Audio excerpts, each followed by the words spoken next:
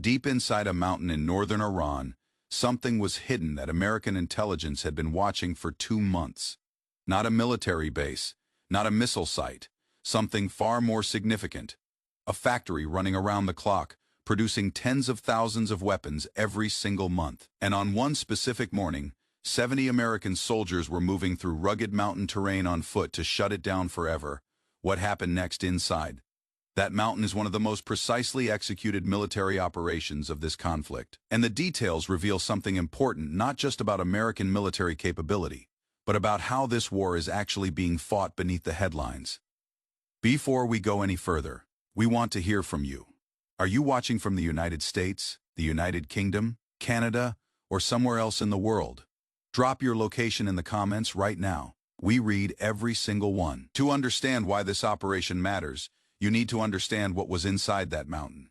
The Zagros mountain range in northern Iran is one of the most rugged and remote landscapes in the Middle East. Steep ridges, deep valleys, terrain that makes movement difficult and detection even harder. Iranian military planners understood this geography well, and they used it. Carved 100 meters into the rock face was a 3-level underground facility, not a storage depot, a working industrial complex. On the uppermost level, 4 separate production lines ran simultaneously. The first manufactured 155mm artillery shells. The second produced rocket ammunition. The third assembled mortar rounds. The fourth built anti-tank warheads together. These 4 lines were capable of producing 50,000 rounds every single month. That is not a small number. That is enough ammunition to sustain active combat operations across multiple fronts for extended periods. The middle level served as the quality control and storage floor. Every round that came off the production lines was inspected and cataloged before being moved into storage bunkers. At the time of this operation, those bunkers held 200,000 finished rounds, ready for distribution to Iranian military units and allied forces across the region. The lowest level was the most sensitive chemical mixing rooms, where explosive compounds were prepared by 60 specialists, and a command center that monitored every aspect of the entire facility. This was not a temporary workshop. This was a permanent, heavily organized industrial operation built to function for years. American intelligence had been monitoring this facility for 2 months through satellite surveillance and electronic intercepts. Analysts tracked the arrival of raw materials. They calculated production rates. They mapped every entrance, every defensive position, and every structural weakness. And there were weaknesses despite the scale of the facility. It depended entirely on 3 tunnel entrances: the western main entrance for material deliveries, the eastern entrance for personnel access, the northern entrance for chemical processing and emergency ventilation. 3 points of entry, 3 points of vulnerability. Outside these entrances, Iranian Revolutionary Guard forces had established defensive positions. 60 soldiers on the western approach, 40 covering the eastern entrance, 30 protecting the northern entrance. The commander believed these numbers, combined with the mountain terrain, made the facility effectively untouchable. He was wrong. For days before the operation, the mission was assigned to 70 Rangers from the United States Army's 75th Ranger Regiment. If you are not familiar with this unit, the 75th Ranger Regiment is considered among the most elite and highly trained light infantry forces in the world. They specialize in exactly this kind of mission: rapid assault, precision execution, controlled violence in complex environments. The 70 Rangers were divided into 4 teams. Alpha team of 25 Rangers would assault the western main entrance. Bravo team of 20 would breach the eastern entrance. Charlie team of 15 would take the northern chemical processing entrance. Delta team of 10 would suppress the outer defenses from elevated positions above all 3 approaches. The plan required every team to reach their assault position at the same moment and strike simultaneously at exactly 9:30 in the morning. Any delay, any miscommunication, any hesitation could compromise the entire operation. At 6 in the morning, 4 Black Hawk helicopters lifted off with 2 Apache attack helicopters flying escort. They flew at low altitude for 2 hours through mountain valleys, staying below radar coverage until they landed 7 kilometers from the facility. The Rangers immediately organized into their 4 teams and moved out on foot across mountain terrain. 7 kilometers, 65 minutes. All 4 teams reached their assault positions at exactly 9:20, 10 minutes ahead of schedule. From their positions behind boulders and rock formations, the Rangers watched through their scopes. Iranian sentries walked their routines. Soldiers in fighting positions looked out over the valleys below. None of them knew they were being watched from above. At 9:30 precisely, the two Apache helicopters appeared over the mountain ridge and immediately engaged the outer defensive positions with rockets and cannon fire. Within seconds, explosions erupted across the mountainside.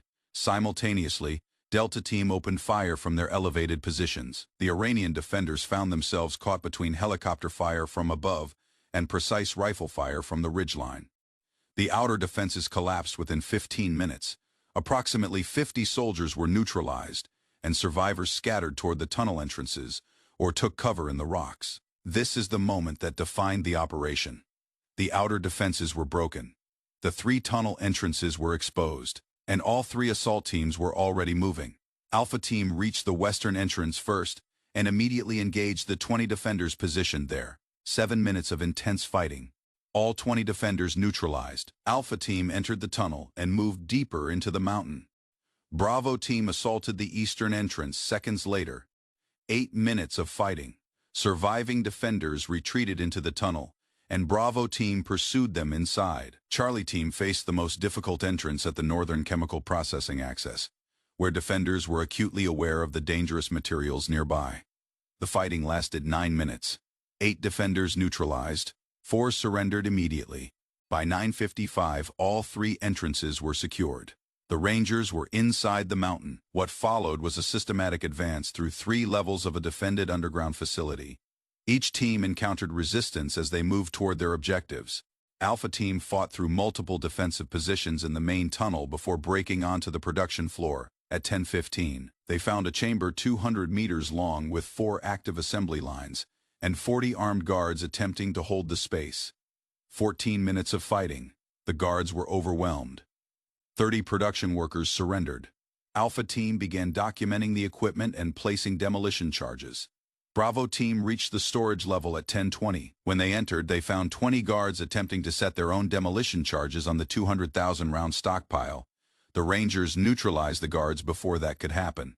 The demolition specialists faced a critical decision. Triggering 200,000 rounds at once would not just destroy the facility. It could collapse the entire mountain and kill everyone inside. Instead, they positioned thermite charges designed to burn the ammunition slowly, cooking off the explosives gradually without a single catastrophic detonation. Charlie Team reached the chemical processing area at 10:35. Inside, they found 30 chemists and 15 guards. Several chemists attempted to trigger emergency chemical releases that could have killed everyone in the lower level. The Rangers moved quickly, securing the chemists before they could succeed. By 11 o'clock, all 3 teams had achieved their objectives. All 3 levels of the facility were under American control: the production floor, the storage level, the chemical processing area. At 11:15, the evacuation order was given. All Rangers moved back toward the entrances, bringing 30 prisoners consisting of chemists and production workers. 6 Rangers had sustained minor injuries during the assault. All were walking. By 11:35, all 70 Rangers and 30 prisoners were clear of the facility. The 4 Black Hawk helicopters returned. The Apaches maintained overwatch above. At 11:45, the demolition charges detonated in sequence. Thermite burned through the assembly lines. Rounds began cooking off in the storage level in rapid succession. Explosive charges destroyed the chemical mixing equipment. Within 10 minutes, the entire facility was gone. At noon, the Rangers and their 30 prisoners boarded the helicopters and departed through the mountain valleys. The numbers at the end of this operation tell a precise story. 130 Iranian personnel neutralized across all defensive positions. 6 American minor injuries. 30 prisoners captured. 200,000 rounds of finished ammunition destroyed. 50,000 rounds per month of production capacity eliminated. A 3-level underground facility that took years to build, gone in under 3 hours. Now consider what this operation actually represents in the broader context of this conflict. Airstrikes can destroy targets above ground. They can hit missile batteries, radar installations, command centers, but a facility carved 100 meters into a mountain is beyond the reach of most conventional air power. This kind of target requires people. It requires soldiers who can enter a defended underground complex and systematically clear it level by level. This raises a question that military analysts are actively discussing. How many facilities like this one exist across Iran and the region? If this level of industrial underground production was operating in the Zagros Mountains, what else is operating in similar terrain that satellite imagery alone cannot neutralize? Supporters of this approach argue that operations like this one are precisely the reason elite ground units remain essential even in an era of long-range precision weapons. Critics raise a different question. Each operation that moves deeper into Iranian territory and involves direct confrontation with Iranian military forces carries escalation risk that airstrikes conducted at distance do not. What is clear is that the nature of this conflict continues to evolve in ways that extend well beyond what was visible in the first weeks of air operations. The deployment of Marines to the Strait of Hormuz, operations like this one in the Zagros Mountains. These are not isolated events. They are part of a pattern that suggests this conflict is entering a phase of much more direct and complex military engagement. What do you think this operation tells us about where this conflict is heading? Do you believe operations like this one bring this war closer to a conclusion, or do they deepen the risk of a longer and broader confrontation? Leave your answer in the comments below. We want to hear your perspective, and we read every response. If you found this analysis clear, accurate, and useful, please consider subscribing to this channel and turning on notifications. We cover major military and geopolitical developments with the depth, balance, and seriousness they deserve. No exaggeration, no noise, just the clearest picture we can give you of what is actually happening and why it matters. We will be here as this story continues to develop.